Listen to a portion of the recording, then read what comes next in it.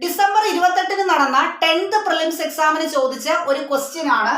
ഒരു ക്രിക്കറ്റ് കളിയിൽ ആദ്യത്തെ 10 ഓവറിലെ റൺ നിരക്ക് 3.2 ആണ്.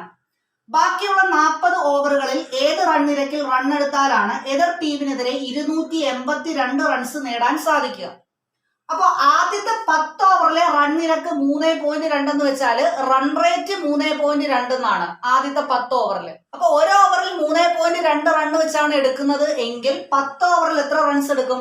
3.2 ഇൻറ്റു 10 റൺ എടുക്കുമല്ലോ. അപ്പൊ 10 ഓവറിൽ എടുക്കുന്ന ടോട്ടൽ റണ്ണിന് എനിക്ക് എങ്ങനെ എഴുതാം? 3.2 ഇൻറ്റു 10 എന്ന് എഴുതാം. അതായത് 32 റൺസ് ആണ് 10 ഓവറിൽ എടുക്കുന്നത്. നമുക്ക് ചോദിച്ചേക്കുന്നത് പിന്നീടുള്ള 40 ഓവറിലെ റൺ റേറ്റ് ആണ്. അപ്പൊ ഇവിടെ തന്നേക്കുന്നത് 282 റൺസ് ആണ് 50 ഓവറിൽ ടോട്ടൽ എടുക്കുന്നത്. അപ്പൊ 282 നിന്നും 32 ഞാൻ കുറയ്ക്കുവാണ്. അപ്പോ 250 എന്ന് കിട്ടും. അപ്പൊ ആദ്യത്തെ 10 ഓവറിന് ശേഷം പിന്നെയുള്ള 40 ഓവറിൽ എടുക്കുന്ന റൺസ് 250 ആണ്. അപ്പോ ഈ 40 ഓവറിൽ 250 റൺസ് ആണ് എടുക്കുന്നത് എങ്കിൽ ആ 40 ഓവറിലെ റൺ റേറ്റ് നമുക്ക് കണ്ടെത്താമല്ലോ.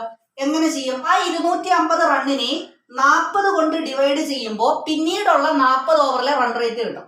അപ്പോ ഇവിടെ 2 0 കട്ട് ചെയ്യാം. 25/4 ഡിവൈഡ് ചെയ്ത് നോക്കുക. അപ്പൊ 25നെ 4 കൊണ്ട് ഡിവൈഡ് ചെയ്തേക്കുവാണ്. അപ്പൊ നമ്മുടെ ആൻസർ 6.25 എന്ന് കിട്ടും. 6.25. അപ്പൊ ഓപ്ഷൻ എ 6.25 ആണ് കറക്റ്റ് ആൻസർ.